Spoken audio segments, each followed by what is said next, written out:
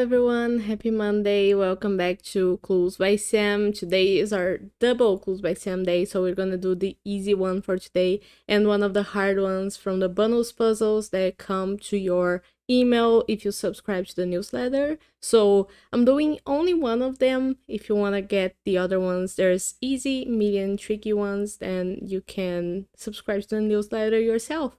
It's where Sam pushes out most of the updates and also some reflection on the last week and how it went for the community. Is very nice. I do really recommend.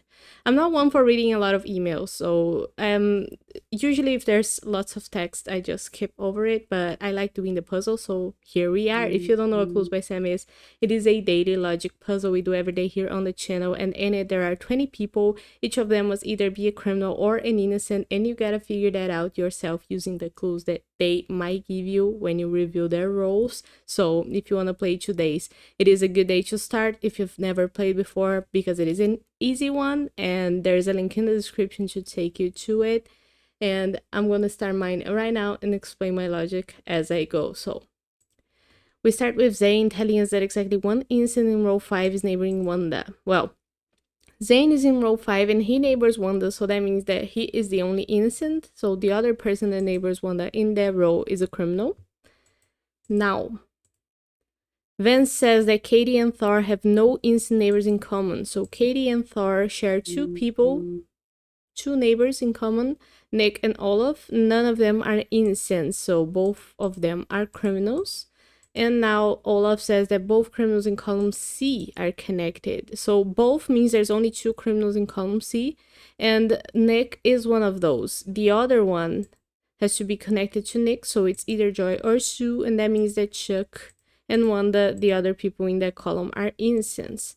Now Chuck doesn't say anything. Wanda says that each row has at least 2 innocents. So that means that row 3 needs 2 innocents and there's only 2 people left, so both of those have to be innocents. And now Larry says there are exactly 3 innocents in row 5. So we need the third one, and that last person who is in that row is Uma, so she has to be an innocent as well. Now Uma says that only one of the 3 innocents in row 1 is Chuck's neighbor. So there's 3 innocents in row 1. One of them is Chuck. The second one is either gonna be Barb or Dawn, because Chuck only neighbors one of them. And the third innocent in row 1 has to be the last person that doesn't neighbor Chuck, and it's not Chuck, that's Anna. Now, Anna says that an odd number of innocents on the edges neighbor Joy. So where's Joy? Joy has 5 people neighboring her on the edges, and an odd number of those are innocent. So far, we know about 2 of those. Chuck is one of them. The other one is either going to be Barb or Dawn, so that's 2. We need the third one to make an odd number, and the last person is Katie, so she has to be an innocent as well. Now, Katie says there's an odd number of innocents neighboring Olaf. And Olaf also, same situation as Joy on the edges. Olaf has Katie as one innocent, and he's gonna have a second one who's either Joy or Sue. So to make an odd number, we need the third and last one, that is Thor. And now Thor says that there are exactly 2 innocents in between Anna and Paul. 2 innocents in between Anna and Paul. There's 2 people between Anna and Paul, so both of them have to be innocents. Now, Freya says there's an equal number of innocents in column C and D. Oh, I don't know. Oh, I know how many innocents are in column C. There's Chuck, Wanda, and there's gonna be a third and last one who's either Joy or Sue. So column D also has 3, and it already does, so that means that Dawn, the last person in that column, is a criminal, which makes Barb an innocent. Now, Barb says that each column has at least 1 criminal, and column A so far doesn't have any criminals, and it has 1 last person, so that person has to be a criminal.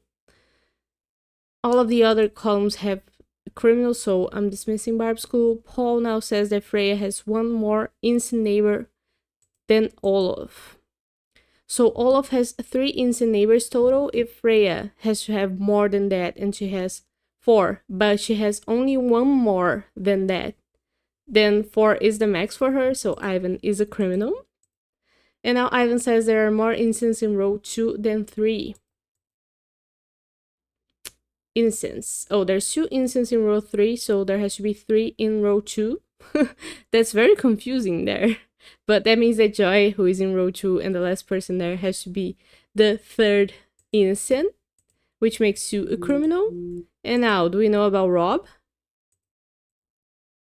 We know that each row has to have at least 2 innocents, so Rob has to be the second and last in row 4. That was it. A nice one. 353. Okay. Very nice stats. I like it. I like the easy one to start the week on Monday, but I also like to torture myself, so we're gonna play the hard one from the bonus ones. This is for today, so I announced last week that we're doing the bonus ones from the actual week, so we don't have such a long wait to like post the solve. And I want to thank everybody that is commenting on my videos and telling me about where my logic is not completely sound, because that's what these videos are for us to discuss, and also so that other people can learn. I'm not perfect, and of course I post every time I make a mistake so that we can learn together. Let's reset the timer for this one and start with Dana telling us that both criminals in row 1 are connected. Criminals. Okay, Dana is in row 1 and she's definitely not a criminal, so that means that the people who are connected in row 1 have both of them to be criminals. And since these are the 2, then Emily, who's the other person in their row, is an innocent. We don't need Dana's clue now. Lots of new clues. Emily says that there's only 1 innocent to the left of Ivan, so only 1 person among these 3 is an innocent, but we don't know who yet. Bobby says that Penny has an odd number of innocent neighbors in row 5. So Penny has 3 people neighboring her in row 5, and an odd number of those are innocent, so either one of them or all 3. Amy says that only one of the 4 criminals neighboring Rob is to the left of Zach.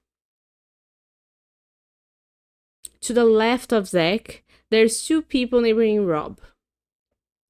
One of those is a criminal, the other one is an innocent, and we know that Rob has 4 criminals total neighboring him.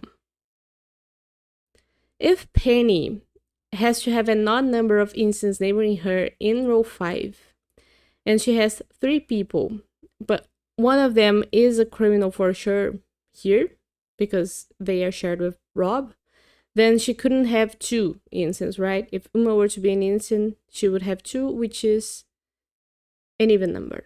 And we are talking about innocents. Penny has an odd number of innocents. So just to double check, which means that Uma has to be a criminal to make Penny have only 1 innocent neighboring her in row 5. Now, we don't need Bobby's clue anymore. Uma says that row 5 is the only row with exactly 3 criminals. So if she is one of those criminals and the second one is either Will or Sia, then Zach has to be the 3rd and last one. And we know that row 5 is the only row with 3 criminals, so let's leave that there. Zach says that Nancy and Tom have only 1 innocent neighbor in common. Nancy and Tom share 2 neighbors in common. One of them is an innocent, and the other one is a criminal. Now we know. What else? That's the second or the 3rd criminal for Penny. We don't know the total for Penny. We know the total for Rob. Rob has 4 criminals neighboring him. And so far, 2 are confirmed. We also know that there's only 1 innocent to the left of Ivan. So let's say that's Gabe. And Frank and Helen are criminals. If row 5 is the only row with exactly 3 criminals, that means that Ivan couldn't be a criminal, because that will make row 2 have 3 criminals as well. So Ivan is an innocent, we know that for sure now. And Ivan says that exactly 1 singer has an innocent directly to the left of them. Where are all the singers? Innocent. That's complicated because it could be Zach, Sia, or Rob. We don't have...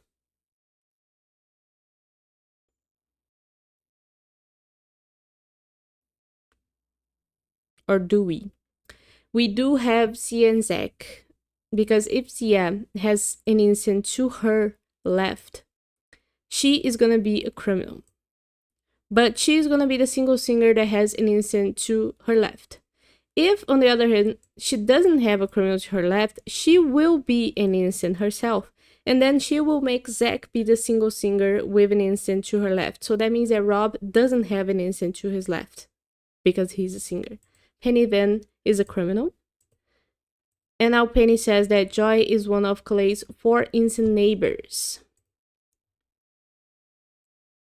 Joy is an innocent. And Clay has 4 innocent neighbors total. We know about 2 of them so far, who are confirmed. But we also know that somebody here in row 2 is gonna be an innocent as well, and the other 2 are gonna be criminals. So Clay actually does have 1, 2, 3 innocents neighboring her so far. If she has 4 innocent neighbors total, then Oscar has to be an innocent, right? It's total 4 for Clay. That's good. Joy is one of Clay's 4 innocent neighbors, so we don't need Penny's clue anymore. Joy says that Clay and Laura have only 1 innocent neighbor in common. So where's Laura? Clay and Laura share 4 people as neighbors. One of them is an innocent. It could be Rob. But it could be somebody here in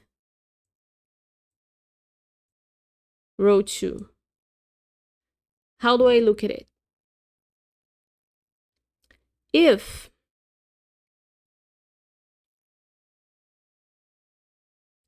it couldn't be Gabe, like if it is Gabe.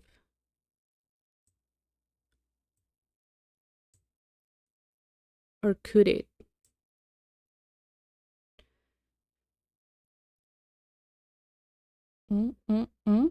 That makes Clay have 4 innocents, so that works. But the thing is, if it is Rob, then these guys are both criminals, and Frank would be an innocent, and Clay would have 4 innocents, so that works as well.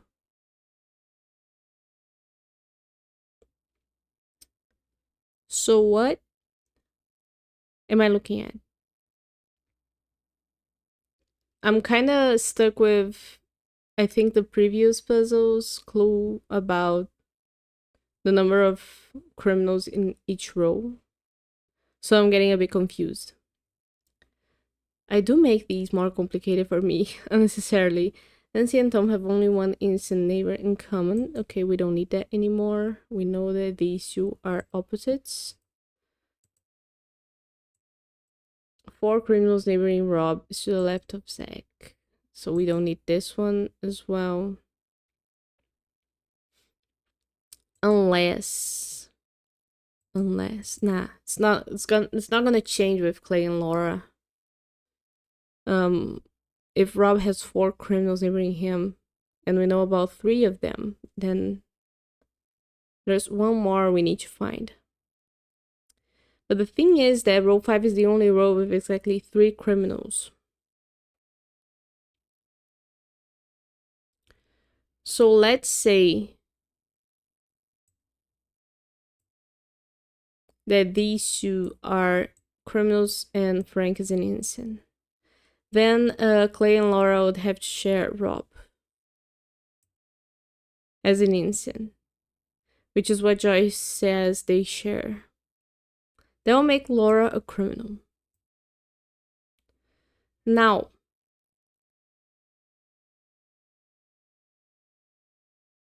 we don't have a minimum of criminals in each row, but that's Rob's 4th criminal neighbor, right? 1, 2, 3, 4. And Rob has 4. 4 criminals neighboring Rob. So that will make Clay, Nancy, and Tom all innocents. Now, if it were either Gabe or Helen who are an innocent and Frank is a criminal, that will make Rob a criminal as well, and Laura an innocent. Now Clay has 1, 2, 3, 4 innocents, so that works, but Rob still needs one more.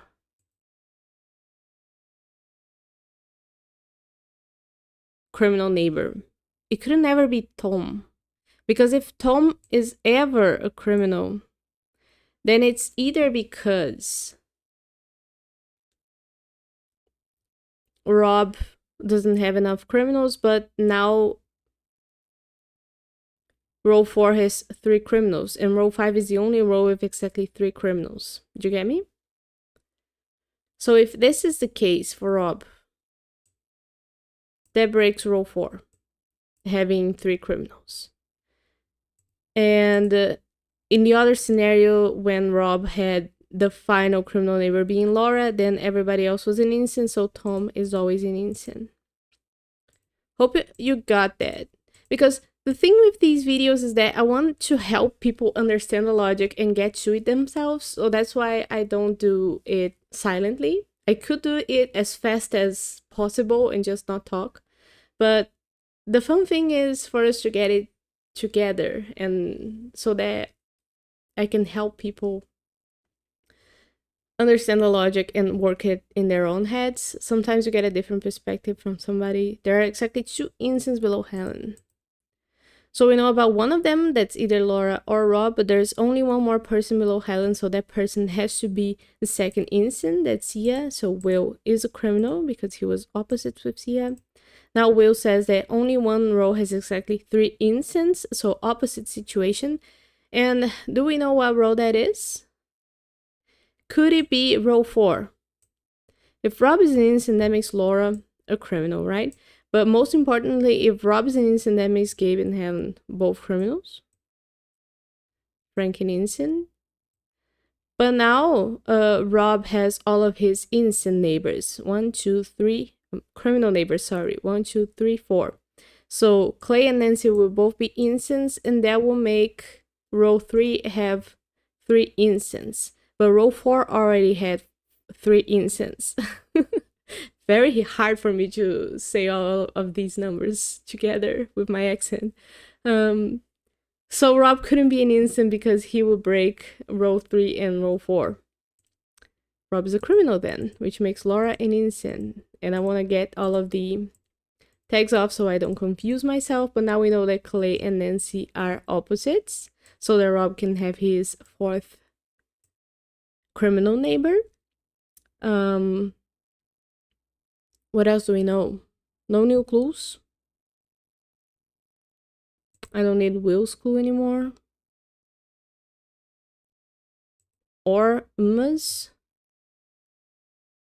We also know that these guys are both opposites because Clay and Laura still don't have one innocent neighbor shared between them. So the innocent to the left of Ivan is either going to be Gabe or Helen, which means that Frank is a criminal. And Frank gives us a new clue. There's an odd number of criminals named Helen. So Ellen has 1 criminal neighbor, and she's going to have a second one who's either Clay or Nancy. 2 is an even number, so she needs a third one who could only be Gabe. Criminals, we're talking about criminals. And Gabe says there are exactly 4 innocents in column D. So far we have 3 people who are innocents in column D, which means that Nancy has to be the 4th one, and she makes Clay a criminal. And now that's the last. Helen has to be, she was opposite to somebody, so she has to be an innocent, but also she's shared by Clay and Laura. 13 minutes, that was fast. Even with me pausing just to explain my logic. But yeah, sometimes I do feel kind of embarrassed, or if in the day prior I made a mistake that I consider not really honest, because I would have liked in yesterday's puzzle to have gone back and confirmed my scenario after I got the error, but on account of the time, because I knew I was taking so long, I didn't go back and check why that could have gone wrong. So I get kind of embarrassed the next day because I don't want to jump into it and either do another mistake or sound like I'm not sure of what I'm doing. I want to perform for you guys. uh, but this is a channel where I'm just sharing things I like and how I feel about stuff. I don't want you to think that you can't see me get stuff wrong. Everybody gets stuff wrong sometimes. And I'm not better than anyone. You guys are not better than me either, sorry to say. And yeah, just part of the fun. I hope you enjoy the videos.